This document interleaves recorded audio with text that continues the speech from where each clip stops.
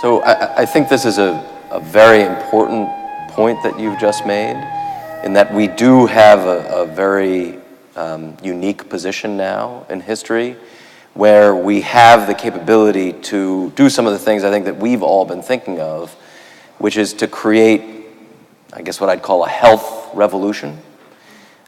We certainly need one here in the United States. And you talked earlier about a culture of health.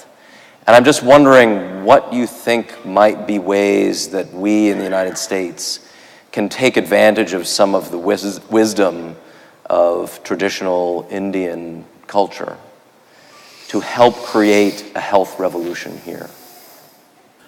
I think one fundamental thing that we have to fix about this wisdom business is, wherever I go, people say ancient wisdom. No, wisdom has to be contemporary. Ancient wisdom will not work.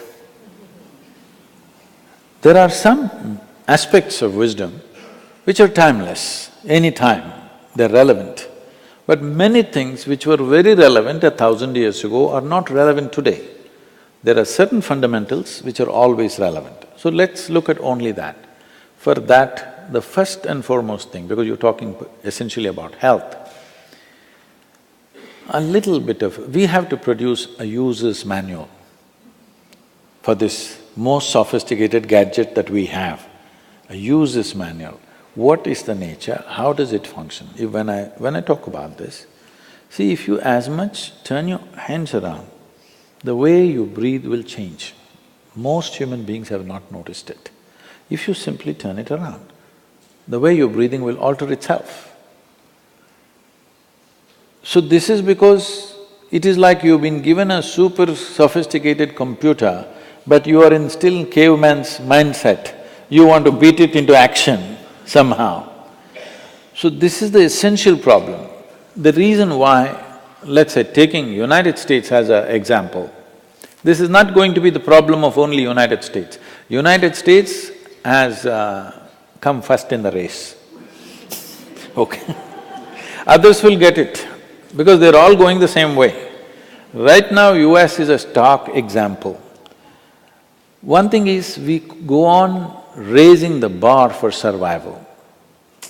We must define, this is survival. This means you're good enough. After this, it must be exploration of what you really wish to do.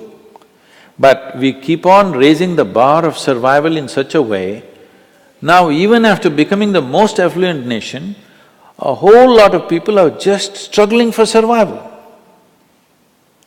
This is senseless. And affluence means your survival is done thing, isn't it?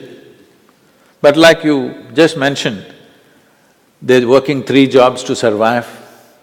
This is not affluence, this is horrible poverty. At least in India we can sit back and enjoy.